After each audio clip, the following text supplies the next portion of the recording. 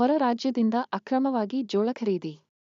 ಸಿಂಧನೂರು ತಾಲೂಕಿನ ಬೂದಿಹಾಳ ಗ್ರಾಮದ ಗೋಡೌನಿನಲ್ಲಿ ಶೇಖರಣೆ. 1000ಕ್ಕೂ ಹೆಚ್ಚು ಸರ್ಕಾರದ ಮುದ್ರೆ ಇರುವ ಚೀಲಗಳು ಪತ್ತೆ. ತಾಲೂಕಿನಲ್ಲಿ ಹೆಚ್ಚಾಗುತ್ತಿವೆ ಅಕ್ರಮ ವಹಿವಾಟು. ಹೊರ ರಾಜ್ಯದಿಂದ ಅಕ್ರಮವಾಗಿ ಖರೀದಿ ಮಾಡಿದ ಜೋಳವನ್ನು ಸಿಂಧನೂರು ತಾಲೂಕಿನ ಬೂದಿಹಾಳ ಗ್ರಾಮದ ಖಾಸಗಿ ವ್ಯಕ್ತಿಯ ಗೋಡೌನಿನಲ್ಲಿ ಶೇಖರಣೆ ಮಾಡಿದ ಘಟನೆ ಬಂದ ಬೆನ್ನಲ್ಲೇ ತಾಲೂಕು ಆಹಾರ ಇಲಾಖೆ ಅಧಿಕಾರಿಗಳು ಮತ್ತು ಗ್ರಾಮ ಲೆಕ್ಕಾಧಿಕಾರಿಗಳು ಗೋಡನನ್ನು ಪರಿಶೀಲನೆ ಮಾಡಿ ಸೀಜ್ ಮಾಡಲಾಯಿತು. ತಾಲೂಕು ಆಡಳಿತ ಇದರ ವಿರುದ್ಧ ಕ್ರಿಮಿನಲ್ ಪ್ರಕರಣ ದಾಖಲೆ ಮಾಡಿ ಸೀಜ್ ಮಾಡಿದ ಜೋಳವನ್ನು ಸರ್ಕಾರದ ವಶಕ್ಕೆ ಪಡೆದರು. ಘಟನೆ ನಡೆದ ಸುಮಾರು 3 ದಿನ ಕಳೆದರೂ ತಾಲೂಕು ಆಡಳಿತ ಇದರ ವಿರುದ್ಧ ಯಾವುದೇ ಕ್ರಮ ಕೈಗೊಂಡಿಲ್ಲ. ತಾಲೂಕಿನಲ್ಲಿ ಅಕ್ರಮ ವಹಿವಾಟು ಪ್ರಕರಣಗಳು ದಿನದಿಂದ ದಿನಕ್ಕೆ ಹೆಚ್ಚಾಗುತ್ತಿದ್ದು, ಯಾವುದೋ ಕಾರಣದ ಕೈ ಶಾಮೀಲಾಗಿರುವುದು ಅನುಮಾನ ಮೂಡುತ್ತಿದೆ ಹಾಗೂ ಇಲ್ಲಿಯವರೆಗೆ ತಾಲೂಕಿನಲ್ಲಿ ನಡೆದ ಅಕ್ರಮ ಘಟನೆ ವಿರುದ್ಧ ತಾಲೂಕಿನ ಶಾಸಕರು, ಸಚಿವರು ಹಾಗೂ ಅಧಿಕಾರಿಗಳು ಧ್ವನಿ ಎತ್ತದಿರುವುದಕ್ಕೆ ದಲಿತ ಸೇನೆ ಜಿಲ್ಲಾಧ್ಯಕ್ಷರಾದ ನಾಗರಾಜ ಬೊಮ್ಮನಾಳ ಕಿಡಿಕಾರಿದರು. ಇದೇ ವೇಳೆ ಹನುಮಂತಪ್ಪ ಗೋಡಿಹಾಳ ಮತ್ತಿತರರು ಜೊತೆಗಿದ್ದರು.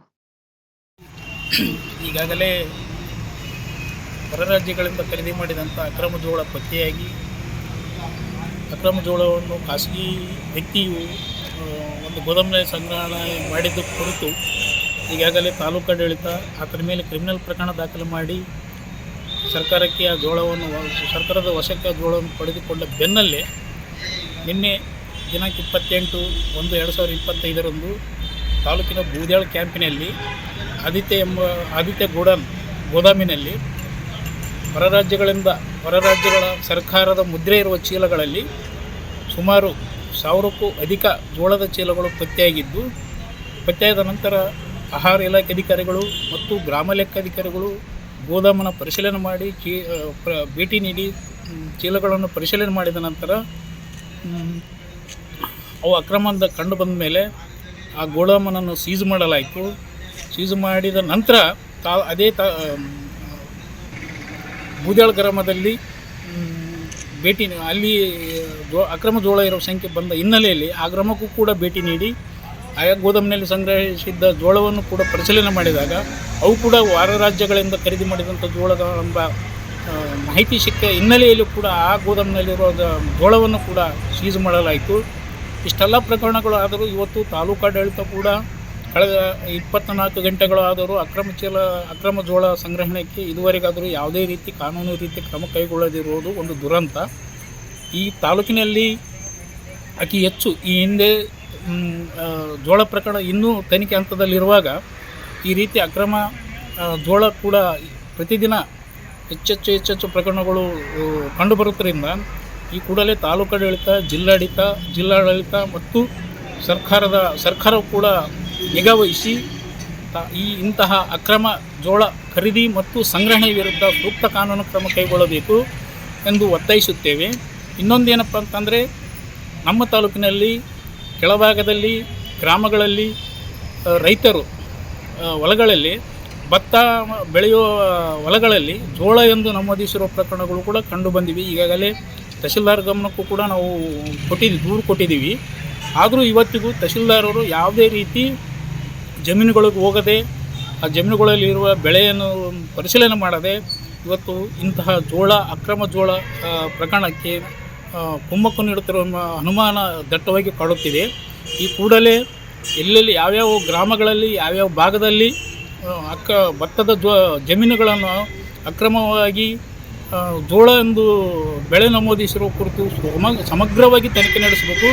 ತನಿಖೆ ನಡೆಸಿ ತಪ್ಪಿಸತ್ತ ಗ್ರಾಮ ಕಂದಾಯ ಅಧಿಕಾರಿಗಳನ್ನು ಹಾಗೂ ಕಂದಾಯ ನಿರೀಕ್ಷಕರುಗಳನ್ನು ಈ ಕೂಡಲೇ ಸೇವೆಯನ್ನು ವಜಾ ಮಾಡಬೇಕಂತೇಳಿ ಈ ಸಂದರ್ಭದಲ್ಲಿ ಒತ್ತಾಯಿಸುತ್ತೇವೆ. ಈಗ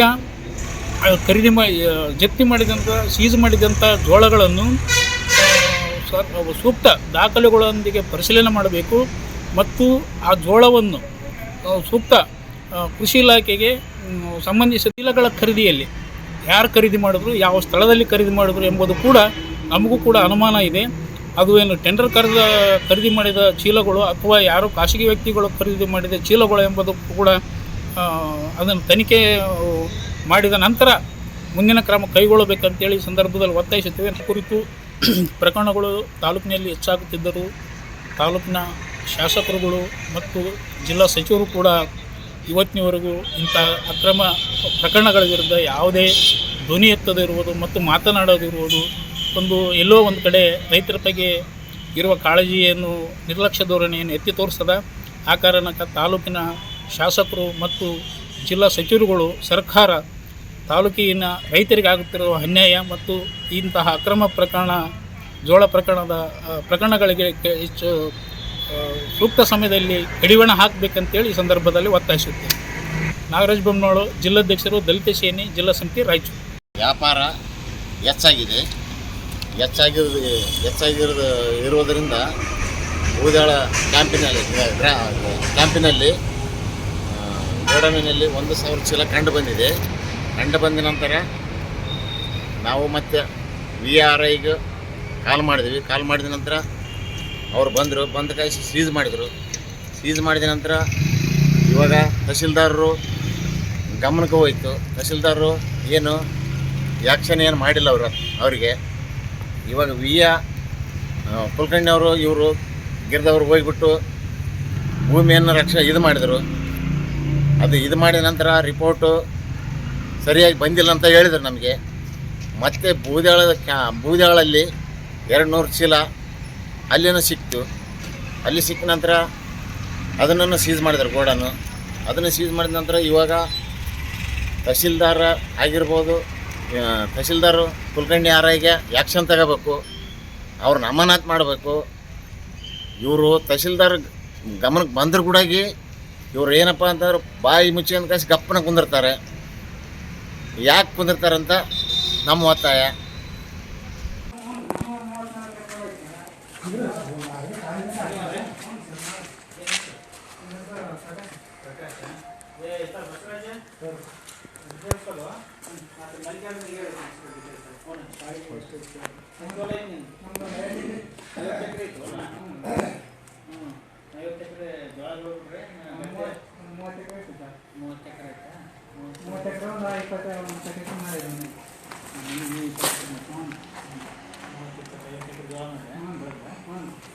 ಮಂದಿದು ಯಾರು ಚೆನ್ನಾಗಿ ತಗೊಂಡ್ರೆ ನಮ್ಮ ಧರ್ಮವ್ರ ಮೇಲೆ 40 ಎಕರೆ ಒಂದು 15 ಎಕರೆ ಮಾಡಿ ಇಲ್ಲ ಅವೆಲ್ಲ FID ಎಲ್ಲ ₹1,000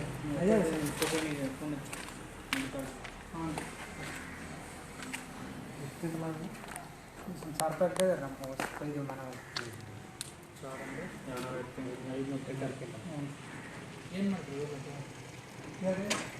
ಸರ್? ನಮ್ಮ ಮನೆ ಹೋಗೋದ್ರಿ ಇವರೇ ಏನು ಮಾಡ್ತೀರಿ ಇವರೇ ಸರ?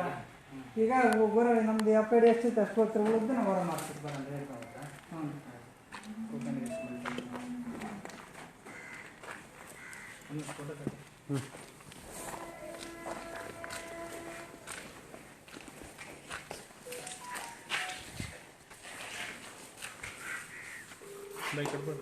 ಇವರೆಲ್ಲ ಬರ್ಬೇಕು. ನನ್ನ ಫೋನ್ನೇ ತೆಗಿತೇನೆ ಏನಾದರೂ ತೆಗಿ. ಅಲ್ಲ ಸಾಬ್ರೆ, ನಮ್ದು ಅದು ಸಾಬ್ರು ಹೊಲ ಎಷ್ಟು FID ನೋಡಂದ್ರಿ ನಮ್ದು ಹೊಲ ಸರ. ಈ ಪಕ್ಕ ಹೊಲ ಸರಿ ಈ ಕಡೆ ನಿಂದ್ರಬೇಕು, ಬರಲ್ಲ ಇಲ್ಲಿ ಫೋಟೋ. ಜೋಳ ಕರಿ ನಮ್ದು ಹೊಲ ಎಷ್ಟೈತೆ ಅಂದ್ರೆ ನಮ್ದು 50 ಎಕರೆ ಐತೆ ಅಂತ ನಾನು ಅಂದರೆ. ಅದಕ್ಕಲ್ಲೇ ಅವ್ರಿಗೆ ನಿಮ್ಗೆ ಎಷ್ಟೈತಪ್ಪ ಸಾಬ್ರಿ ಮಾಡೋ ನಿಮ್ಗೆಲ್ಲ ಡೀಟೇಲ್ಸ್ ಹೇಳ್ದಾರ ಅಂದ್ರೆ ಕೊಡ್ತೀನಿ ತಗೋರಿ. ಸರಿ, ಹಾಂ ಆಯ್ತು ಆಯ್ತು.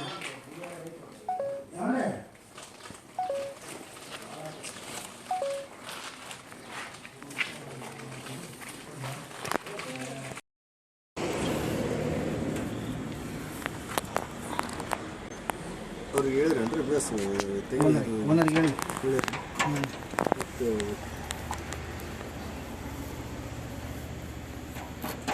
ನಿಮ್ಮ ಸುಪರ್ತಿಗೆ ಇರ್ತದ್ರೆ ನೀವು ಹೇಳಿ ಹೋಗ್ರಿ.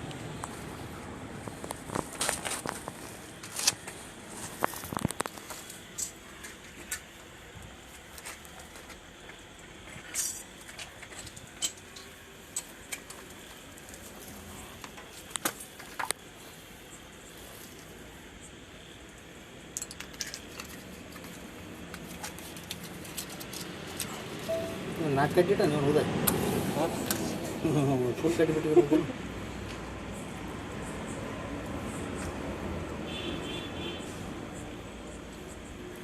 ಯಾರು ಹತ್ತಲ್ಲ ಅಂದ್ರು ಬೆಂಕಿ ಹತ್ತಂಗಿಲ್ಲ ಅಂದ್ರಲ್ಲ ಯಾರು ಅಲ್ರಿ ಇದು ಪ್ಲಾಸ್ಟಿಕಿಂದ ಮಾಡಿದ್ದಿಲ್ಲ ನಾನು ಅದು ಅಡ್ಡ ಪ್ಲಾಸ್ಟಿಕ್ ಇದ್ದಂಗೆ ಐತೆ ಅದು ಮಾತಾಡಿದ್ರೆ ಬೆಂಕಿ ಹತ್ತವ ಈ ಕಡೆಗೆ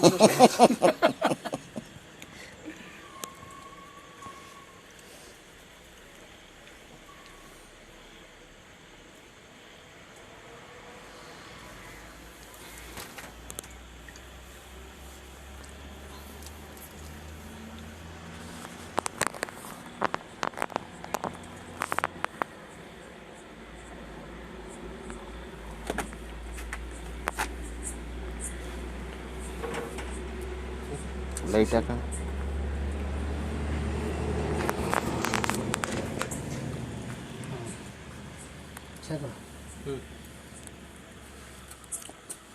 ಬೀಗ ನೀವು ಇಸ್ಕೊಂಡ್ರಿ ಸರ್ ಅಲ್ಲಿ ಅವ್ರ ತಕ್ಕ ಐತಿ ಈಗ ಅವ್ರ ತಕ ಐತಿ ಅಲ್ರಿ ಕೂಡ ಒಂದು ಬೀಗ ಇಸ್ಕೊಂಡಿಲ್ಲ ಸೇಲ್ ಮಾಡಿವಲ್ಲ ಹೆಂಗೆ ತೆಗಿತಾರ ಹೇಳಕ್ಕಾಗಲ್ಲ ನೋಡ್ರಿ CCTV ಐತಿ